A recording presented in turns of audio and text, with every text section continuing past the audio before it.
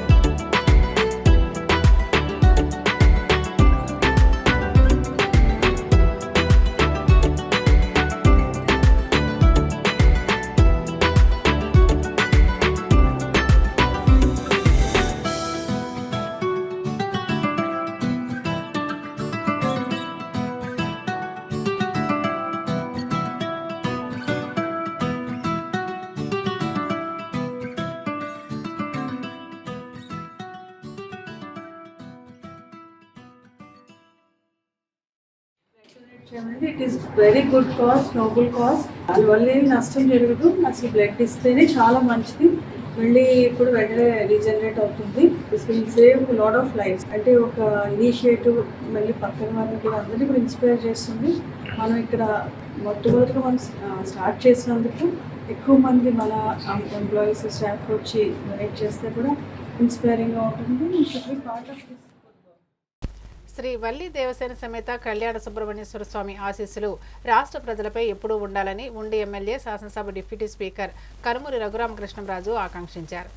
శ్రీ వల్లి దేవసేనవిత కళ్యాణ సుబ్రహ్మణ్యేశ్వర స్వామి ఆశీస్సులు రాష్ట్ర ప్రజలపై ఎప్పుడూ ఉండాలని ఉండి ఎమ్మెల్యే, శాసనసభ డిప్యూటీ స్పీకర్ కనుమూరి రఘురామకృష్ణంరాజు ఆకాంక్షించారు. గురువారం ₹1,00,000 విలువ చేసే ఉత్సవ విగ్రహాలను రఘురామకృష్ణంరాజు చేతుల మీదుగా పశ్చిమ గోదావరి జిల్లా ఆకివీడులో కొలువైన దేవసేన సమేత కళ్యాణ సుబ్రహ్మణ్యేశ్వర స్వామి దేవస్థానానికి అందించారు. ఈ సందర్భంగా ఆలయంలో ఏపీఐఏసీ చైర్మన్ మంతెన రామరాజు, కనుమూరి అబ్బాయిరాజుతో కలిసి ప్రత్యేక పూజలు నిర్వహించారు. అనంతరం కౌన్సిలర్ కిమిడి అరుణకుమారి, నాగరాజు దంపతులు ఎమ్మెల్యేను ఘనంగా సత్కరించారు. ఈ కార్యక్రమంలో మోటుపల్లి రామవరప్రసాద్, బొల్లా వెంకట్రావు, గణపతి, కూటమి నాయకులు పాల్గొన్నారు.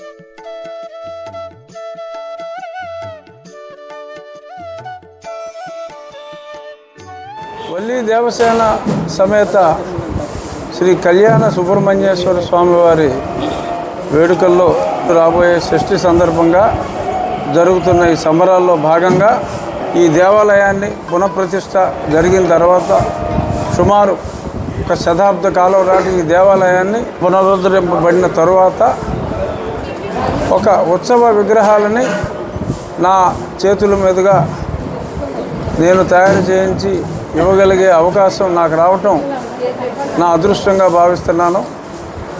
సుబ్రహ్మణ్య స్వామి ఆశీస్సులు అందరికీ సమృద్ధిగా ఉండాలని. వేగానికి సంకేతం సుబ్రహ్మణ్య స్వామి. ఆయనంత వేగంగా ప్రజలందరూ చురుగ్గా ఉండి రాష్ట్రాన్ని అభివృద్ధి పదంలో నడిపించే దిశగా ముందుకు వెళ్ళాలని మనస్ఫూర్తిగా కోరుకుంటూ మళ్ళీ పునర్దర్శన ప్రాప్తి ఈ దేవాలయానికి మళ్ళీ వచ్చే అవకాశం రావాలి అని, ఎన్నోసార్లు రావాలని మనస్ఫూర్తిగా కోరుకుంటున్నాను. భారతదేశానికి అత్యున్నత రాజ్యాంగాన్ని అందించిన బిఆర్ అంబేద్కర్ అరుదైన వ్యక్తి అని, ఆయన దేశానికి చేసిన సేవలు ప్రతి ఒక్కరూ గుర్తుకు పెట్టుకోవాల్సిన ఆవశ్యకత ఉందని కాకినాడ కలెక్టర్ షణ్మోహన్ పేర్కొన్నారు. భారతదేశానికి అత్యున్నత రాజ్యాంగాన్ని అందించిన బిఆర్ అంబేద్కర్ అరుదైన వ్యక్తి అని, ఆయన దేశానికి చేసిన సేవలు ప్రతి ఒక్కరూ గుర్తుకు పెట్టుకోవాల్సిన ఆవశ్యకత ఉందని కాకినాడ కలెక్టర్ షణ్మోహన్ పేర్కొన్నారు. శుక్రవారం బిఆర్ అంబేద్కర్ వర్ధంతిని పురస్కరించుకుని సాంఘిక సంక్షేమ శాఖ ఆధ్వర్యంలో ఇంద్రపాలెం జంక్షన్ వద్ద ఉన్న అంబేద్కర్ విగ్రహానికి కలెక్టర్ షణ్మోహన్ వివిధ శాఖల జిల్లా స్థాయి అధికారులతో కలిసి పూలమాలలు వేసి ఘనంగా నివాళులర్పించారు. ఈ సందర్భంగా ఆయన మాట్లాడుతూ, రాజ్యాంగ రచన దగ్గర నుంచి ఏదో ఒక రూపంలో అంబేద్కర్ సేవలు నిత్యం మనకు గుర్తుకు వస్తూనే ఉంటాయన్నారు. అణగారిన బడుగు బలహీన వర్గాల ఉన్నతికి ఆయన ఆహర్నిశలు కృషి చేశారని కలెక్టర్ తెలిపారు. కార్యక్రమంలో సిపిఓ త్రినాథ్, ఇన్ఛార్జ్ జిల్లా సాంఘిక సంక్షేమాధికారి శ్రీనివాసరావు, వివిధ దళిత ప్రజా ఉద్యమ సంఘాల నాయకులు పాల్గొన్నారు. గత వైసీపీ ప్రభుత్వం పథకం ప్రకారమే అక్రమంగా రేషన్ బియ్యాన్ని తరలించారని కాకినాడ సిటీ ఎమ్మెల్యే వనమాడి కొండబాబు విమర్శించారు. గత వైసీపీ ప్రభుత్వం పథకం ప్రకారమే అక్రమంగా రేషన్ బియ్యాన్ని తరలించారని కాకినాడ సిటీ ఎమ్మెల్యే వనమాడి కొండబాబు విమర్శించారు.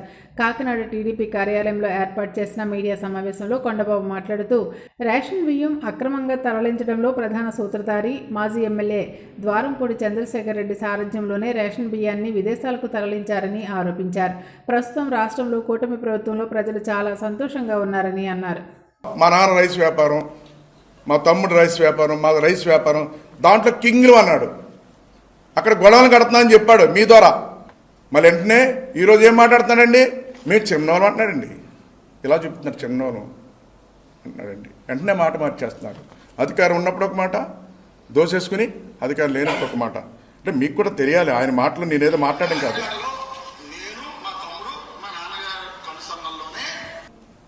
ఇప్పుడు నేను చూపించిన అన్నీ చూసిన డాన్ అన్నప్పుడు ఏమంటారు, డాన్గా వ్యవహరించావు. నీ అధికారాన్ని అడ్డు పెట్టుకుని, అధికారం లేకపోతే నువ్వు చేయగలవా ఇలాంటివన్నీ? ఏది ఈరోజు ఏం మాట్లాడుతున్నావు నువ్వు? ఆ రోజేమో కింగ్ అన్నావు, ఈరోజేమో చిన్నోని అంటున్నావు. ఏంటి? ఆ రోజు అధికారం ఉంది కాబట్టి నువ్వు చేయగలిగావు ఇవన్నీ కూడా, దుర్మార్గాలన్నీ కూడా. ఇవాళ మళ్ళీ కక్షాదింపులు అంటున్నావు నువ్వు. మీరు తప్పులు చేశారు, తప్పులన్నీ కూడా దాన్ని చట్టప్రకారం చేసుకుని వెళ్తున్నారు. కక్షాదింపులు అంటారండి ప్రజలారా. చేసిన అన్యాయాలు అక్రమాలన్నీ కూడా ఆధారాలతో చూపుతుంటే కక్షాదింపులు అంటారండి ప్రజలారా. మీరు అర్థం చేసుకోవాలి. ఈరోజు ఈ రాష్ట్రంలో అనేక అన్యాయాలు అక్రమాలన్నీ కూడా ఈరోజు వాస్తవాలతో చూపి ఈరోజు ముందుకెళ్ళడం జరిగింది. మీరు కక్షాదింపులు చేస్తారు. గతంలో మీరు చేశారు కక్షాదింపులు.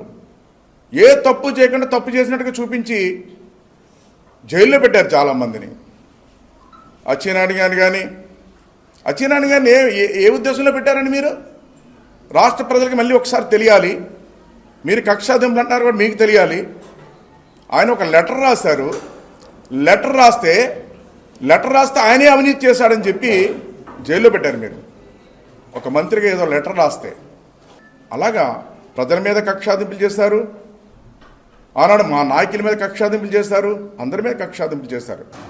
మేము చేస్తున్న కక్షాదింపులు కాదు, వాస్తవాలు ముందుంచుతున్నాం. ఆ వాస్తవాల ప్రకారంగా మీకు ఈరోజు అన్నీ బయటకు వస్తున్నాయి. దాని మీద మీరు భయపడుతున్నారు. ఉదాహరణ తీసుకుందాం. ఈ రాష్ట్రంలో అనేక సందర్భాలు అనేక జరుగుతున్నాయి, మీరు అన్నీ చూస్తున్నారు ఈ రాష్ట్రంలో. మన కాకినాడ తీసుకుందాం. మనం కాకినాడనే తీసుకుందాం, మనం ఉదాహరణ తీసుకుందాం. ద్వారంపూడి చంద్రశేఖర్ రెడ్డి ఎమ్మెల్యే ఉన్నప్పుడు ఎన్ని అన్యాయాలు చేశాడండి, అక్రమాలు చేశాడండి. అన్నీ అడ్డుకున్నాం, మీ ద్వారా తెలియపరిచాం. ఆ రోజున ఏం మాట్లాడేవాడండి? ఆ రోజున మా మీద ఇష్టాసారంగా మాట్లాడేవాడు, కాలనగా మాట్లాడేవాడు, కించుపరుస్తూ మాట్లాడేవాడు, కుటుంబాలను కూడా ఇన్వాల్వ్ చేసి, కుటుంబ సభ్యులను కూడా ఇన్వాల్వ్ చేసి కించుపరుస్తూ మాట్లాడేవాడు.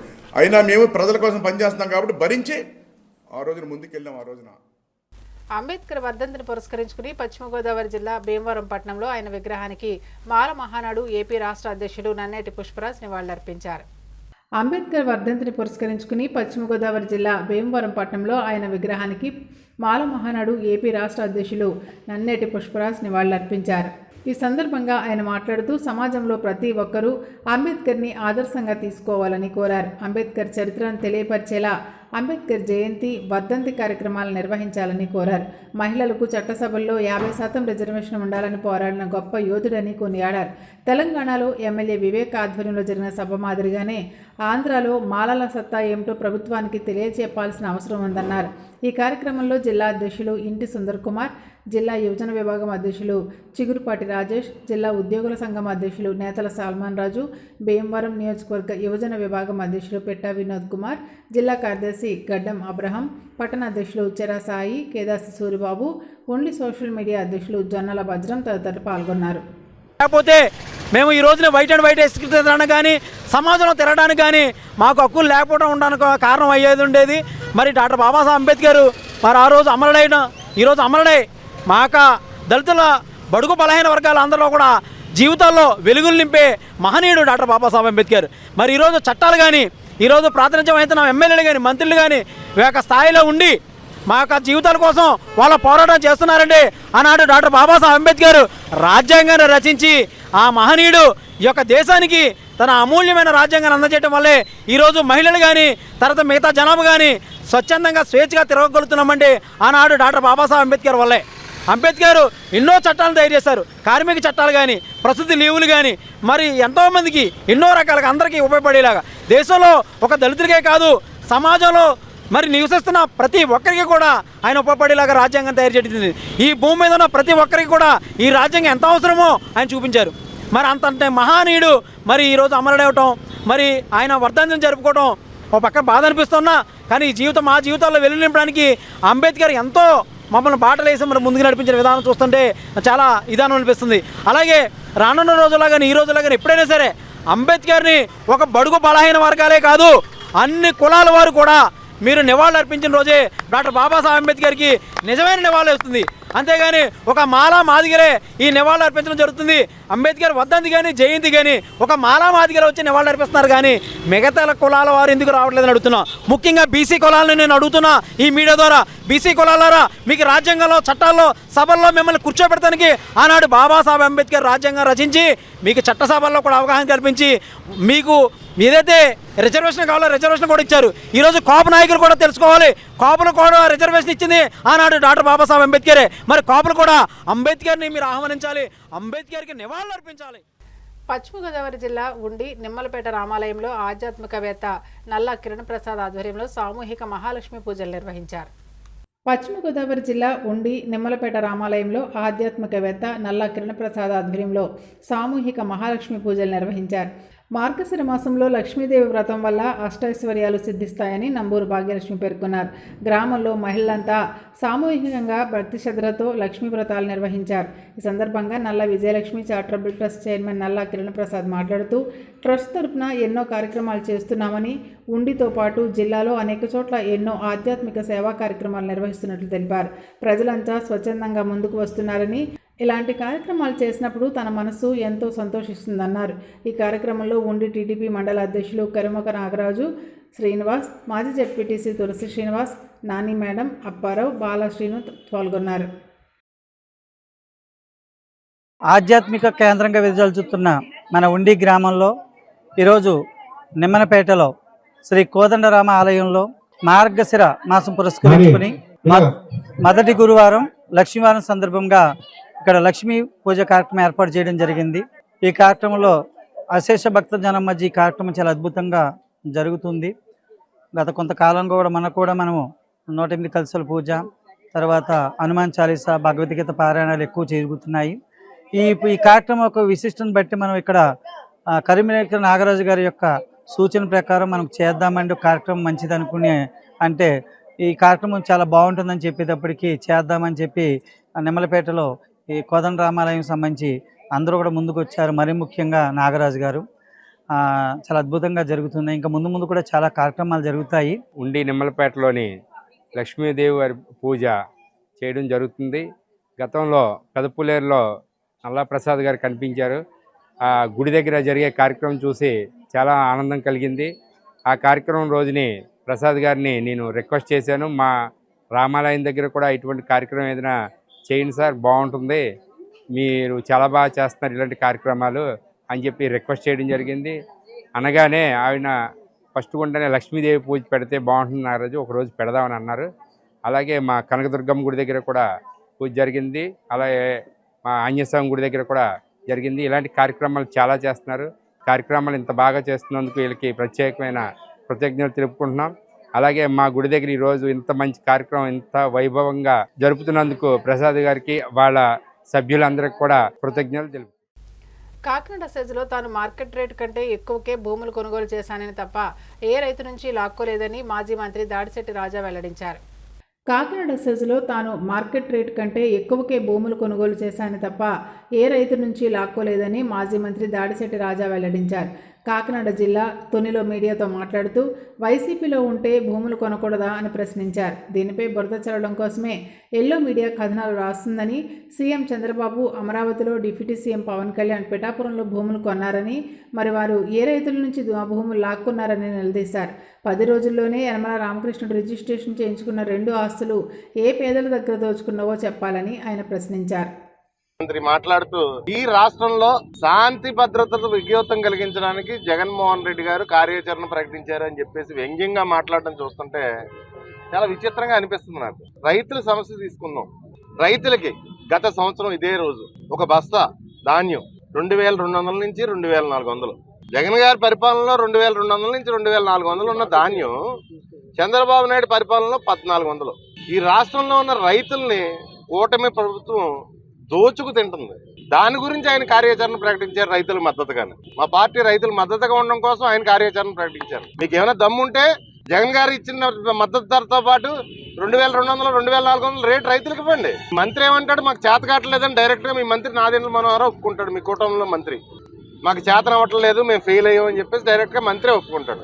మరి ఇంకో మాట చెప్తున్నాను, ఇక్కడ లోకల్లో ఉన్న నాయకుడికి మొన్న మధ్యన మాట్లాడుతూ గెస్ట్ హౌస్ తేటకొండ గెస్ట్ హౌస్ లో కూర్చుని జగన్ గారి ఆస్తులు ప్రజలకు పంచిపెట్టేవాళ్ళని చెప్పేసి మాట్లాడుతున్నాడు తేటకొండ గెస్ట్ హౌస్ లో కూర్చుని. నేను ఒకటే చెప్తున్నాను యనమల రామకృష్ణుడికి, నువ్వు మొట్టమొదటిసారి ఎమ్మెల్యేగా పోటీ చేసినప్పుడు కనీసం 2 లక్షల రూపాయలు నీ దగ్గర లేక రైతు ఐక్య సంఘం, తుని నక్కపల్లి రైతు ఐక్య సంఘం అందరూ కలిసి పెద్దలందరూ కలిసి 2 లక్షల రూపాయలు చందాలు వేసుకుని నేను గెలిపించిన పరిస్థితి. అంటే నీ దగ్గర డబ్బు లేక తునిలో పెద్దలందరూ డబ్బులు వేసుకుని నేను గెలిపించిన పరిస్థితి. ఈ రోజు నీ దగ్గర డిస్టిలరీలు, భూములు, వేలాది కోట్ల ఆస్తులు నీ దగ్గర. ముందు ఆస్తులన్నీ కూడా పేద ప్రజలకు సంబంధించిన ఆస్తులు కాబట్టి, నువ్వు అన్యాయంగా అక్రమంగా సంపాదించి అనుభవిస్తున్నావు కాబట్టి ఆ పేద ప్రజల ఆస్తుల్ని పేద ప్రజలకు ముందు నువ్వు పంచిపెట్టి అందరికీ నీతులు కబుర్లు చెప్తే శుద్ధలు చెప్తే బాగుంటుందని చెప్పేసి నా ఉద్దేశం. అదే చెప్తాను. నిన్న పేపర్లో వచ్చింది, నేను మా కుటుంబం బంగారం వ్యాపారంలో ఉంది, నేను భూములు కొనుక్కున్నాను.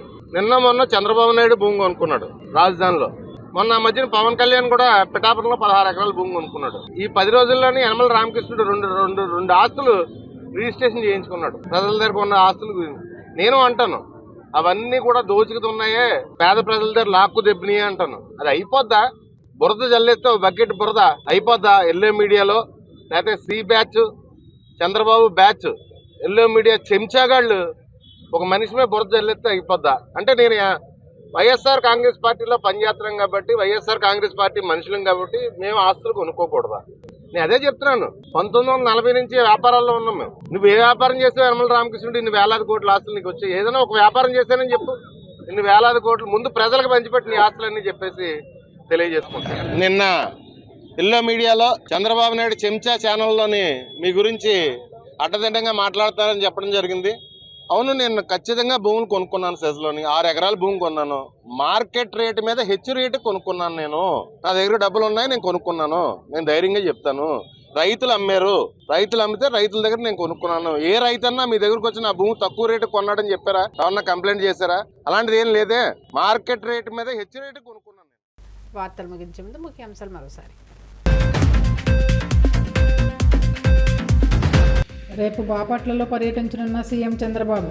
సభ ఏర్పాట్లను పరిశీలించిన మంత్రులు, అధికారులు. అంబేద్కర్ సేవలను ప్రతి ఒక్కరూ గుర్తుపెట్టుకోవాలి. అత్యున్నత రాజ్యాంగాన్ని అందించారంటూ కీర్తించిన కాకినాడ కలెక్టర్ షణ్మోహన్. పథకం ప్రకారమే అక్రమంగా రేషన్ బియ్యం తరలింపు.